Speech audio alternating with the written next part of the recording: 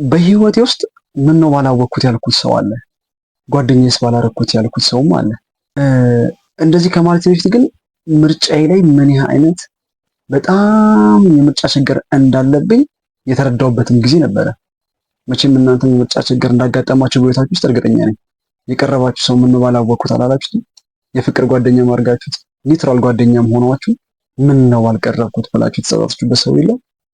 እንዲህ አይነትና ተመሳሳይ ምርጫዎች ለምንድን ነው እንዴት ነው የሚከሰቱት? ይህንን ጉዳይ ዛሬ ከኔ ጋር እናየዋለን። ይህን ጉዳይ በተለይም ደግሞ ለማንሳት ምክንያት የሆኑ ፖይንቶችን እዘረዝርላችኋለሁ። ሰላም፣ እንዴት ናችሁ? ሁሉ ሰላም፣ እግዚአብሔር ይመስገን። ሁሉ መልካም እንደሆነ መቼም እምነት አለኝ።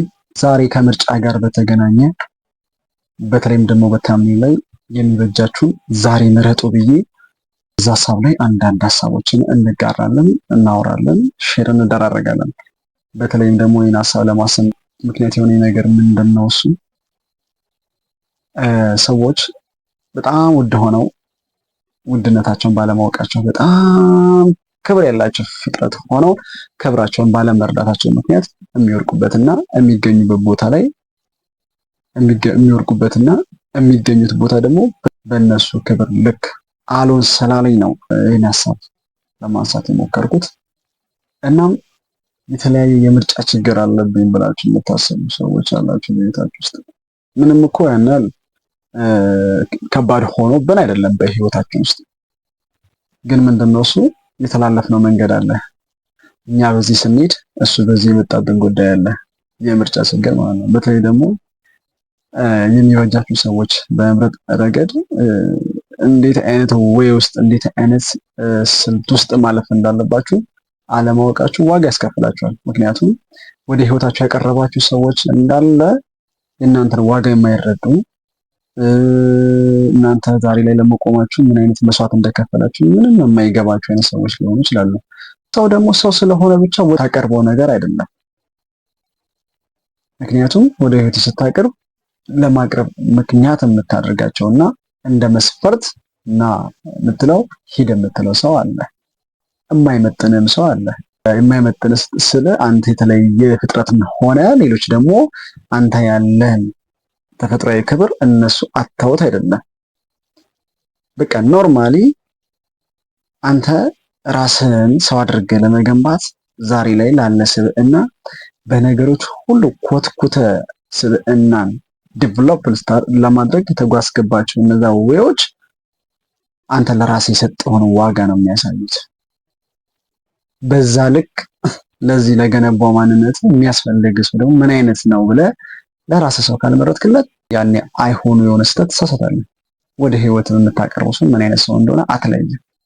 ይህ ትልቁ ምርጫ ስንመርጥ የምንሳሳትበት ነው። ይበልጥ ደግሞ ኮር ፖይንቴ በምን ዙሪያ እንዲሆን እፈልጋለሁ? በጓደኝነት ዙሪያ። የፍቅር አጋር ሊሆን ይችላል፣ ኖርማል የወንድም ጓደኛ ሊኖራችሁ ይችላል፣ የሴትን ጓደኛ ሊኖራችሁ ይችላል።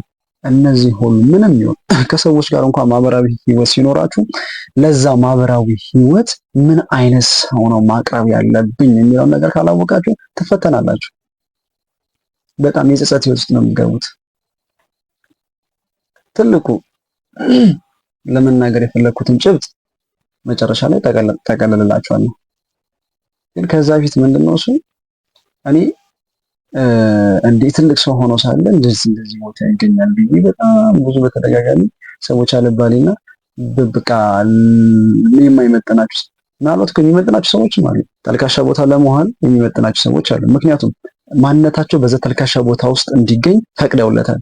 ከዛ ተልካሻ ነገር ጋር ነው ራሳቸው ምን ያደረጉት ያላመዱት። የባህሪያቸው አንድ አካል ነው ያ ተልካሻ ነገር።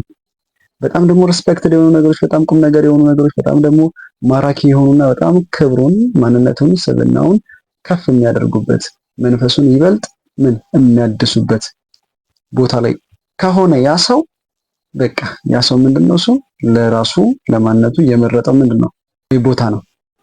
ስለዚህ ያ ሰው የማንነቱ አንድ አካል ነው እዛ የተገኘበት ቦታ ላይ ብለን የምንለያቸው ሰዎች አሉ። ዛሬ እኔ መናገር የፈለኩት ምንድነው እሱ ለዘመናት ኮትኩታችሁ ያሳደጋችሁት፣ ለዘመናት ሰርታችሁበት ቀርጻችሁት፣ በተለያየ በንባብ ሊሆን ይችላል፣ መንፈሳዊ ህይወታችሁ በትግል ውስጥ ያለፈ ሊሆን ይችላል። ማህበራዊ ማንነታችሁ፣ ለራሳችሁ የምትሰጡት ግምት በጣም ከድንቁርና ለምተላቃችሁ በጣም በእውቀት ውስጥ እየተመላለሳችሁ ለመኖር ያላችሁ ፍላጎት ይበልጥ እናንተ ራሳችሁን እንድትሰሩ አድርጓችሁ። በቃ ሰርታችሁ ራሳችሁ በቃ በየእድሜ ዘመናችሁ ያለፋችሁበት ስቴጅ ለራሳችሁ ትኩረት እንድታደርጉ አድርጓቸዋል። ትኩረትም ሰጥታችሁ አልፋችኋል። በቃ ምንም ጎደለ የምትሉት ነገር የለም። እናንተ ራሳችሁን ሰው አድርጋችሁ ለማቆም ማለት ነው። ሌሎች ደግሞ በዛው መጠን ደግሞ ምን አይነት ህይወት ውስጥ አልፈዋሉ? በጣም ራሳቸውን እያራከሱ አላስፈላጊ ቦታ እየዋሉ በጣም ለሰው ልጅ ስብና የማይመጥን ቦታ ላይ እየተገኙ ስብናቸውንም በስጋቸውም የሚረክሱበት ቦታ አይምሯቸውንም ለምንም ለቁም ነገር ለረባ ላልረባ ነገር እየተጠቀሙት እንዲሁም በዋል ፈሰስ ዘመናቸውን አሳልፈው የቆሙ ሰዎች አሉ። እነሱ እንግዲህ ምንድን ናቸው? ለራሳቸው የሚሆናቸውን ሰው ይመርጣሉ። አንተም ለራስህ የሚሆን ሰው ትመርጣለህ።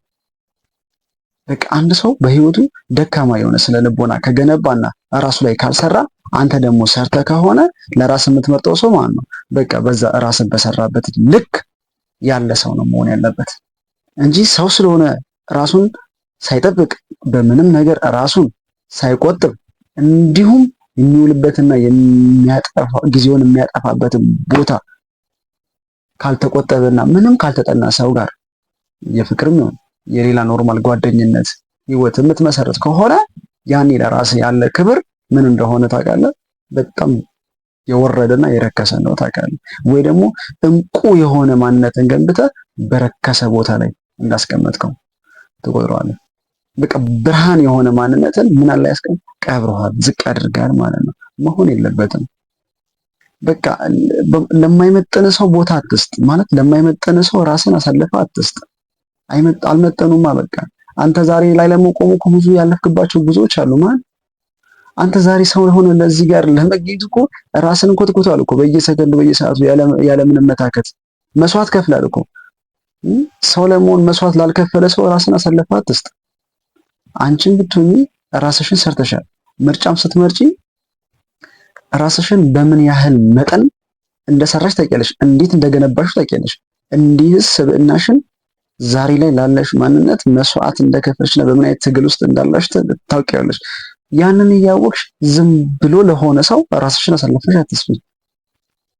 ስለ ማህበራዊ ማንነት በቂ ግንዛቤ ለሌለው ሰው፣ ስለ ሴትነትሽ ብዙ ግንዛቤ ለሌለው ሰው፣ ስለ ክብርሽ ምንም ግንዛቤ ለሌለው ሰው በቂ የሆነ እውቀትና ግንዛቤ በህይወት ዙሪያ ለሌለው ሰው አንቺ ራስሽን ሰው አድርገሽ ባቆምሽበት ልክ ያልቆመ ሰው ላንቺ ምንም ሊሆንሽ አይገባም። አይመጥንሽም ነው በቃ። የተፈጥሯዊ መለየት ኖሮ አይደለም እንደነገርኳችሁ፣ ግን በቃ እናንተ ራሳችሁ ሰው ለማድረግ የሆነ ፍሎ ውስጥ አልፋችኋል። በቃ ያላለፈ ሰው ደግሞ ከእናንተ ጋር ምንም አይነት ህብረት እንዲኖረው አትፍቀዱለት። ለዚህ ነው የሚበጃችሁን ምረጡ ምላችሁ። ትልቁ በህይወታችን ውስጥ የሚያጋጥመን የምርጫ ችግር ምንድነው? እሱ ራሳችንን ምን ባለማወቅ ነው። ምን ባለማድረግ ነው? ባለማወቅ ነው። በቃ አናውቀውም ራሳችን። የምገልጽላችሁ አንድ የተወሰኑ ነጥቦች አሉ። እንዴት ነው ታዲያ ምርጫዎቻችንን የምናስተካክለው ለሚለው ማለት ነው። እሱም በኋላ ላይ ይበልጥ ከፋፍለን እናየዋለን። ግን ምንድነው እሱ የተጓዝንበትን ህይወት ያለፍንበትን ያንን የትግል መንገድ መለስ ብለን ወደኋላ እንመልከተው፣ እንየው እስኪ። ለዚህ ነው እንዲህ ራሴን እንደዛ በትግልና እንደዛ በልፋት ሳንጽ ስገነባ የነበረው የምትልበት ጊዜዎች እኮ ሊኖሩ ይገባል። እንደዚህ የማይረባ ሰው ላይ ራስን ለመጣል ነው እንዴ እንደዛ ስታገል የነበረው? ያ የሚመስለው የረቀቀ በፍቅር ላይ ያለ ግንዛቤ እንዲህ አይነት ተልካሻ ሰው ላይ ለመውደቅ ነው? ያን የመሰለ በሰው ልጅ ስብዕናና በሰው ልጅ ባህሪ ላይ ያለህን ግንዛቤ ስታሰፋ የነበርከው ከእንደዚህ አይነት ተራ ጓደኛ ጋር ጓደኝነትን ለመስራት ነው? ከስሜታዊነት ይልቅ ምንም ምክንያታዊ ህይወት ከማይመራ ሰው ጋር ጓደኝነት ልትመሰረት ነበረ?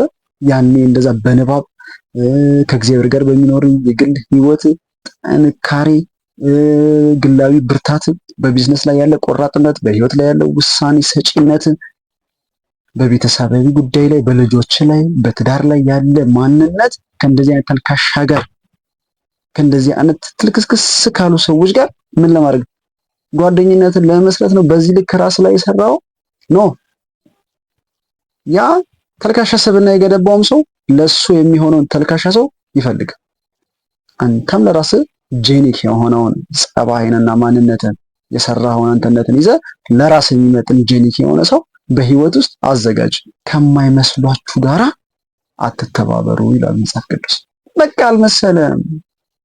ከማይመስል ሰው ጋር ህብረት አይኖርም። አንተ አንባቢ ነህ። ከማያነብ ሰው ጋር ምን ታደርጋለህ? አንተ ሁሌ ሜንታሊ ጉዳዮች ላይ ነው ምን ዲስከስ ማድረግ የምትፈልገው? የአእምሮን ብልጽግና ለመጠበቅ ትፈልጋለህ። ሁሌ ከስሜት ያልዘለለ ከጾታዊ ጉዳይ ምንም ያራቀ ንግግርና ዲስከሽን ውስጥ የኖረ ሰው ከአንተ ጋር ምን ህብረት አለው? ምንድነው የሚያደርግልህ? ሁሌ አንተ ግንኙነት እኮ ከስክሪፕቶና ከደብተር ጋር ሊሆን ይችላል፣ ከመጽሐፍት ጋር ሊሆን ይችላል። ሁሌ አንተ እኮ በጣም የታላላቅና የምሁራንን አንደበት ሰምተህ በህይወት ውስጥ የሆነ እውቀት ለመጨመር የምትጓጓ ሰው ነው። ከሱሳሱስና ከተልካሻ ድርጊቶች የአካል ተላቀሱ ጋር ምን አይነት ህብረት ነው መፍጠር የምትፈልገው?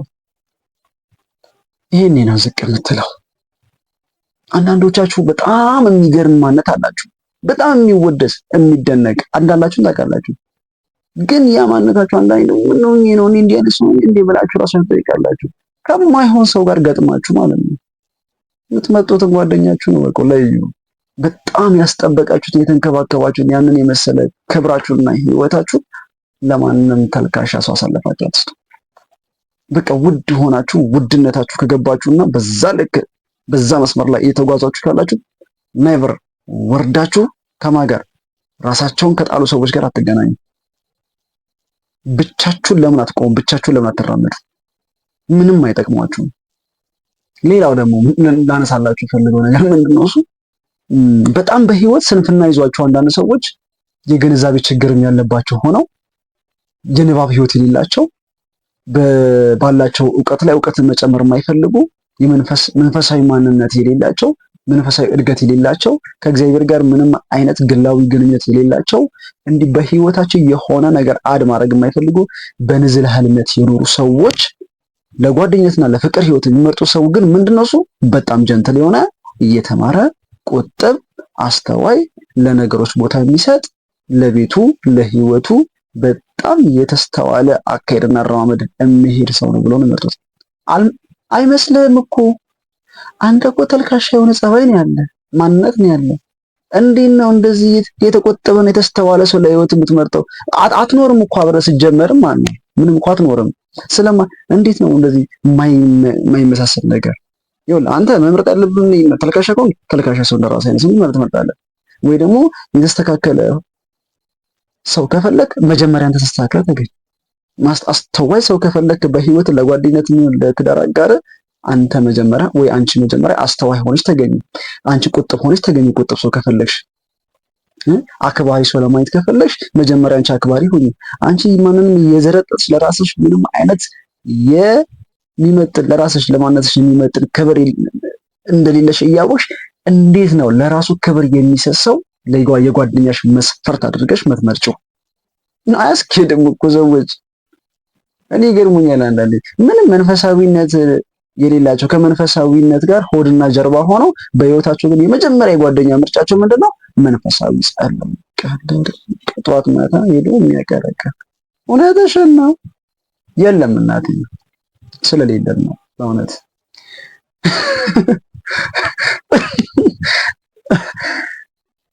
ስለሌለን ነው። ቢኖረን ደስ ይላል እንዴ! አረ ሰዎች አንጃጃል እንጂ እንዴ! አይመረጥም። እኔ አልመርጥም። ይቅርታ አድርጉልኝ፣ እኔ አልመርጥም። እኔ ያው በስብዕና ላይ በማንነት ላይ ያለኝን ግንዛቤ አውቃለሁ። በራሴ ዙሪያ ላይ ያለኝን አዌርነስ ይገባኛል። ምን አይነት ሰዎችንስ ወደ ህይወት ይመጣሉ፣ ወደ ቤት አመጣለሁ አውቃለሁ። በቃ ምን አይነት ሰው ነው የሚመጥነኝ አውቀዋለሁ። በቃ ከአቅሜ በላይ የሆኑ በጣም ጀንትል የሆኑ ሰዎች ከነሱ ልማር ስላለ እንጂ እኩያ ያደርጋቸው ከነሱ ጋር ጓደኛ አልሆነም። ከኔ በላይ በጣም ክብር ያላቸው፣ ከኔ በላይ በጣም የተሻለ ህይወታቸውን ዛሬ ላይ ለማቆም የታገሉ ሰዎች፣ ከኔ በላይ ያነበቡ፣ ከኔ በላይ መንፈሳዊነት የገባቸው፣ ከኔ በላይ እግዚአብሔር ህልውናው የተረዱት፣ ከኔ በላይ ስለ ነገር የገባቸው ሰዎች ከነሱ ጋር ጓደኝነትን አልመሰረትም። ይሄ ራሴን እንዳላቅ ያደርገኛል። ከነሱ ግን የምማረው መወስደው ቴክ የማደርገው ነገር አለ። ቆንጆ ቆንጆን ትወስዳለህ። አንተ ታች ሆነ እላይ ካለው ጋር ጓደኝነት የምትመሰረትበት ምንም አይነት ህግም ሆነ መመሪያ የለም። ተፈጥሮም አትፈቅድም። አባቴ የለም፣ እውነት የለም። አስተዋይ፣ ጠንካራ ባል ትፈልጊያለሽ። በስራው ላይ በጣም የማያመነታ አክባሪ ሰው፣ ወዳጅ፣ አፍቃሪ ትፈልጊያለሽ። ግን አንቺ ነሽ፣ አንተ ነህ። አይደለም፣ አይደለሽም። በቃ ያልሆንከውን ነገር አትፈልገው። መጀመሪያ አንተ ሆነ ተገኝ።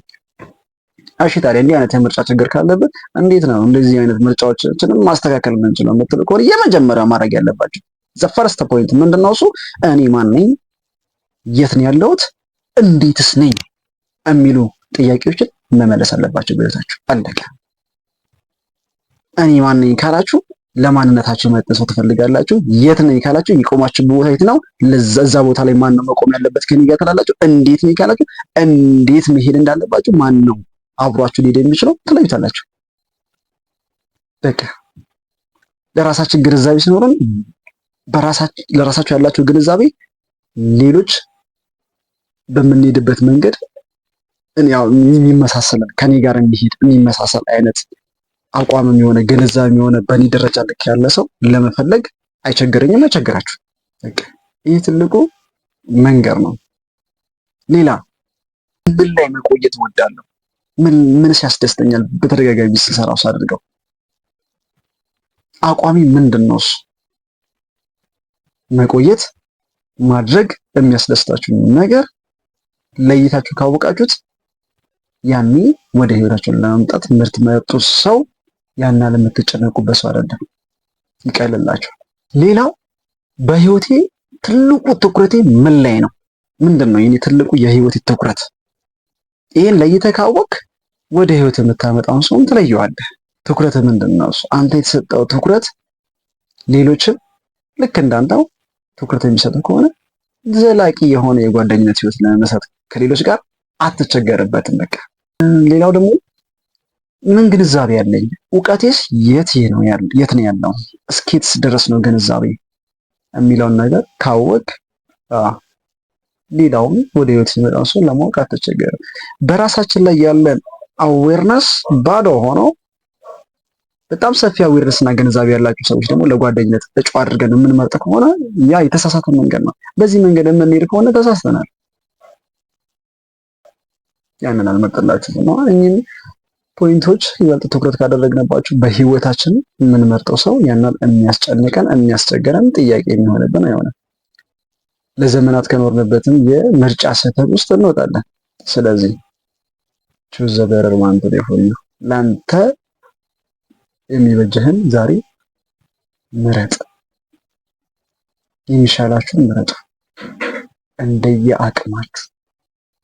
ለዛ ነው መጽሐፍ ቅዱስ የማይመስሏችሁ ጋራ በማይመች አካሄድ አትሂዱም ይላል። በቃ አትሂዱ። ምንም እኮ ያን ያለ ሩቅ መንገድ መጓዝ የለብንም። ይቅርብ እኮ ነው። እውነቴን ነው። ይህን ነበረ ዛሬ ላጋራችሁ የፈለኩት። ቸር ቆዩኝ። ሰላም ሁኑልኝ።